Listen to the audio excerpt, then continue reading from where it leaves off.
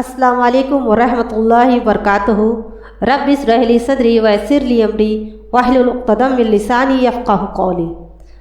আজকে আমরা 115 নম্বর video post করতে যাচ্ছি, যেখানে আমরা সম অধ্যায়কে কন্টিনিউ করব, অর্থাৎ রোজা অধ্যায়কে কন্টিনিউ করব। তাহলে আজকের ভিডিও শুরু করা যাক।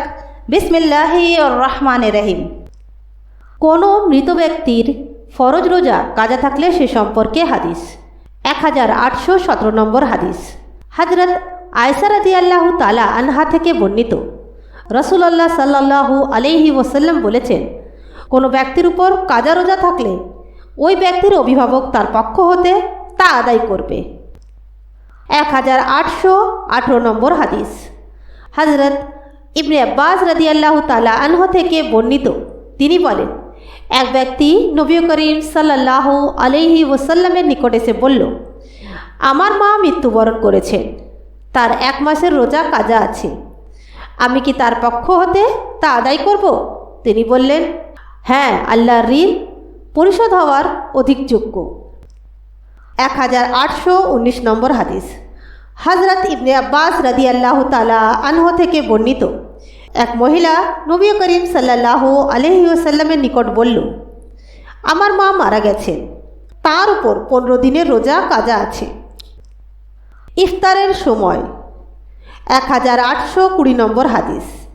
হযরত আসিম ইবনে আব্দুল্লাহ রাদিয়াল্লাহু তাআলা আনহু তার পিতা আব্দুল্লাহ ইবনে উমর ইবনে খাত্তাব রাদিয়াল্লাহু তাআলা আনহু হতে বর্ণনা করেছেন, রাসূলুল্লাহ সাল্লাল্লাহু আলাইহি ওয়াসাল্লাম বলেছেন, যে সময় এদিকে অর্থাৎ পূর্ব দিকে হতে আঁধার হয়ে আসে আর দিন এদিকে অর্থাৎ পশ্চিম দিকে দিয়ে চলে যায় এবং সূর্য অস্ত যায়, তখন রোজাদারের ইফতারের সময় হয়ে যায়। 1821 নম্বর হাদিস। হযরত আব্দুল্লাহ ইবনে আবু আওফা রাদিয়াল্লাহু তাআলা আনহু থেকে বর্ণিত, তিনি বলেন, কোনো এক সফরে আমরা রাসূলুল্লাহ সাল্লাল্লাহু আলাইহি ওয়াসাল্লামের সঙ্গী ছিলাম। তিনি রোজদার ছিলেন। সূর্য অস্ত গেলে তিনি কাফেলার এক ব্যক্তিকে ডেকে বললেন, হে অমুক, যাও আমাদের জন্য কিছু ছাতু গুলে আনো। সে বলল, হে আল্লাহর রাসূল, সন্ধ্যা হতে দিন। নবী করিম সাল্লাল্লাহু আলাইহি ওয়াসাল্লাম বললেন, বাহন হতে নেমে আমাদের জন্য ছাতু গুলে আনো। সে বলল, হে আল্লাহর রাসূল, সন্ধ্যা হয়নি।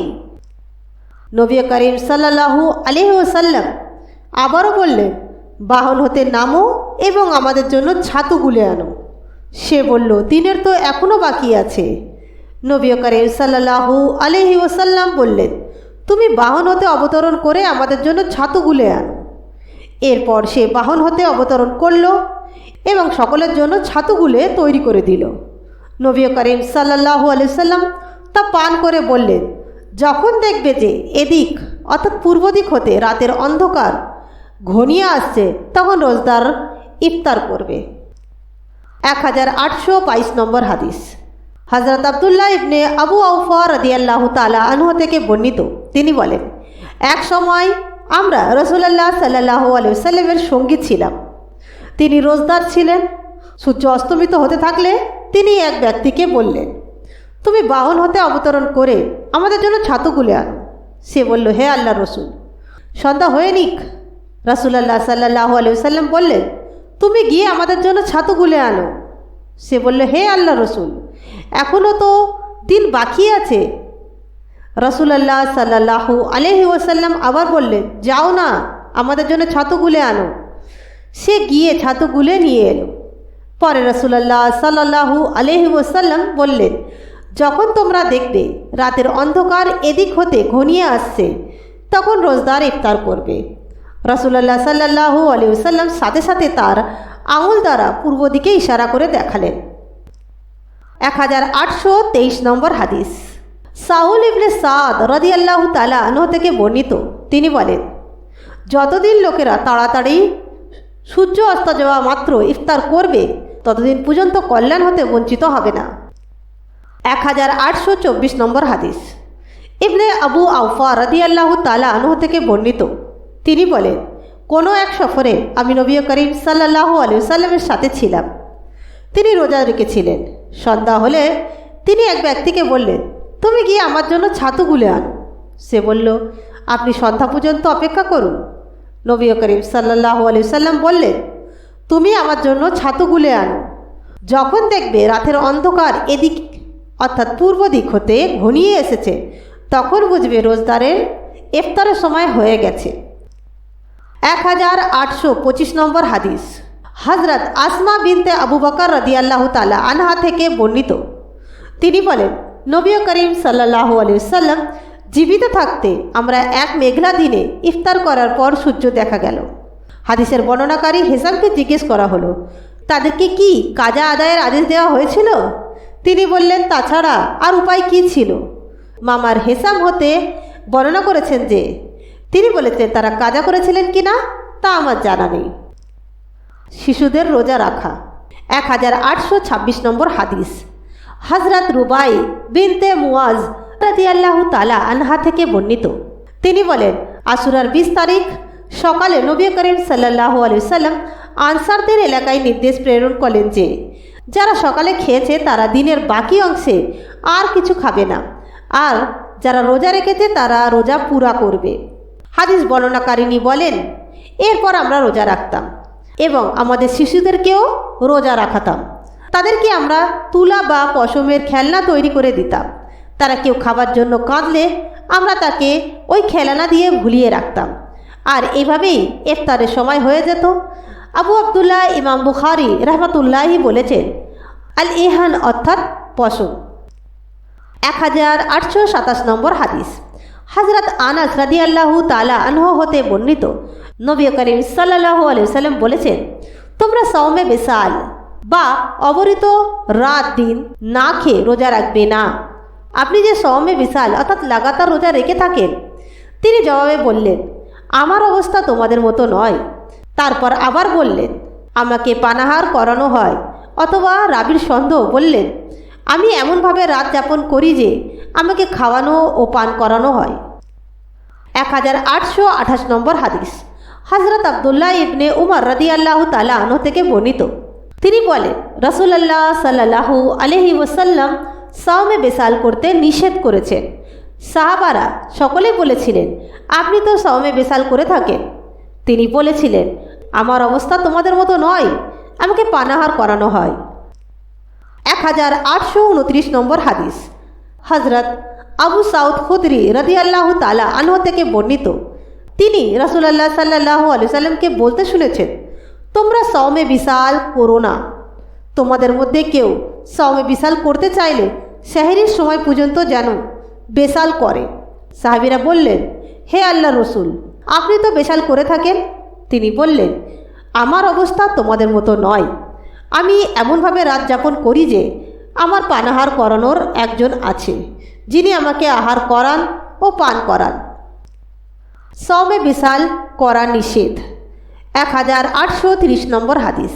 হযরত আয়েশা রাদিয়াল্লাহু তাআলা আনহা থেকে বর্ণিত, তিনি বলেন, রাসূলুল্লাহ সাল্লাল্লাহু আলাইহি ওয়াসাল্লাম দয়াবশত সকলকে সওমে বিসাল করতে নিষেধ করেছেন। এতে সাহাবীরা বললেন, আপনি তো সওমে বিসাল আদায় করেন। তিনি বললেন, আমার অবস্থা তোমাদের মতো নয়। আমার প্রতিপালক আমাকে আহার করান এবং পান করান। 1831 নম্বর হাদিস। হযরত আবু হুরায়রা রাদিয়াল্লাহু তাআলা আনহু থেকে বর্ণিত, তিনি বলেন, রাসূলুল্লাহ সাল্লাল্লাহু আলাইহি ওয়াসাল্লাম সওমে বিসাল করতে নিষেধ করেছেন। একজন মুসলমান তাকে বলল, হে আল্লাহর রাসূল সাল্লাল্লাহু আলাইহি ওয়াসাল্লাম, আপনি তো সওমে বিসাল করে থাকেন। রাসূলুল্লাহ সাল্লাল্লাহু আলাইহি ওয়াসাল্লাম বললেন, তোমাদের মধ্যে আমার মতো কে আছে? আমি এমনভাবে রাত যাপন করি যে আমার প্রভু অর্থাৎ আল্লাহ আমাকে পানাহার করান। তারা অর্থাৎ সাহাবীরা সওমে বিসাল হতে বিরত না থাকলে রাসূলুল্লাহ সাল্লাল্লাহু আলাইহি ওয়াসাল্লাম প্রথমে একদিনের পর আর একদিন সওমে বিসাল আদায় করলেন এবং চাঁদ দেখা গেলে তিনি বললেন, চাঁদ আরও দেরিতে দেখা দিলে আমি সওমে বিসাল দীর্ঘায়িত করতাম।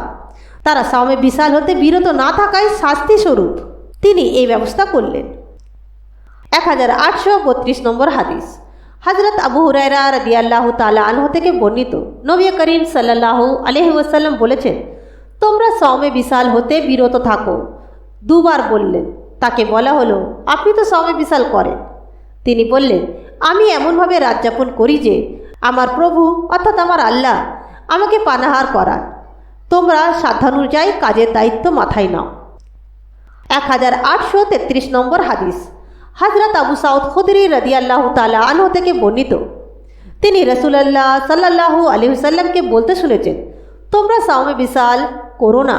কেউ বিসাল করতে চাইলে সেহরির সময় পর্যন্ত করো। সাহাবীরা বললেন, হে আল্লাহর রাসূল, আপনি তো সাওমে বিসাল করে থাকেন।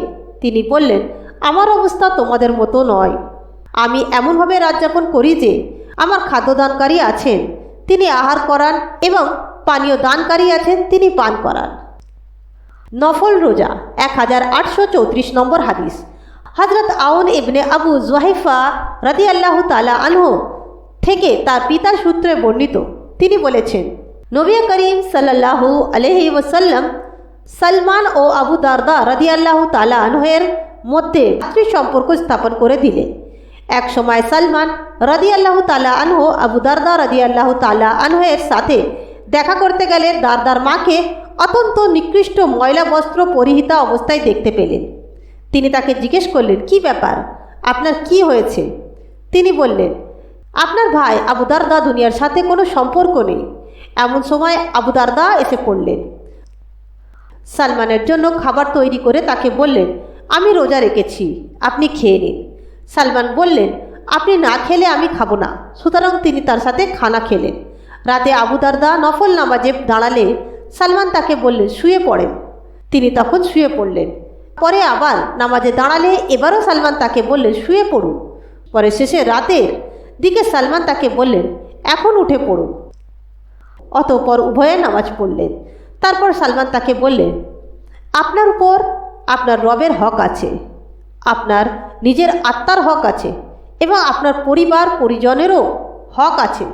অতএব প্রত্যেক হকদারকে তার প্রাপ্য প্রদান করুন।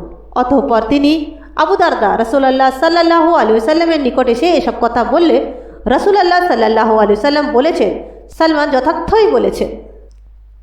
1835 নম্বর হাদিস।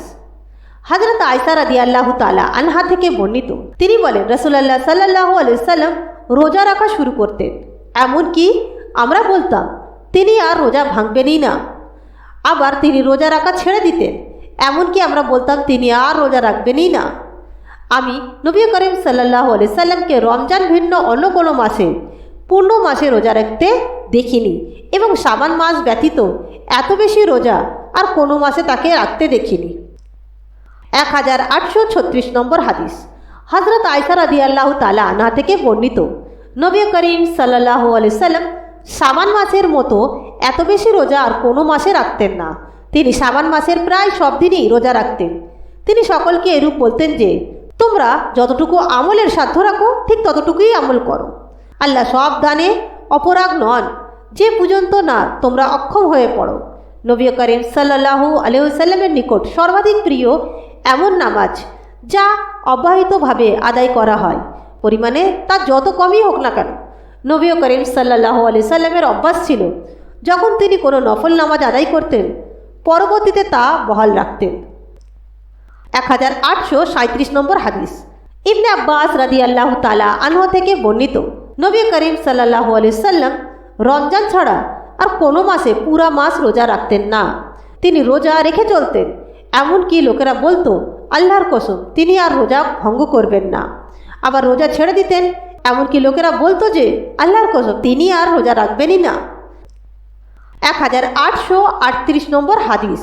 হযরত আনাস রাদিয়াল্লাহু তাআলা আনহু থেকে বর্ণিত, রাসূলুল্লাহ সাল্লাল্লাহু আলাইহি ওয়াসাল্লাম কোনো এক মাসে রোজা রাখা ছেড়ে দিতেন। আমরা ধারণা করতাম যে এ মাসে তিনি আর রোজা রাখবেনই না। আবার এমনভাবে রোজা রাখা শুরু করতেন, এমনকি আমরা মনে করতাম যে তিনি রোজা একেবারেই ভঙ্গ করবেন না।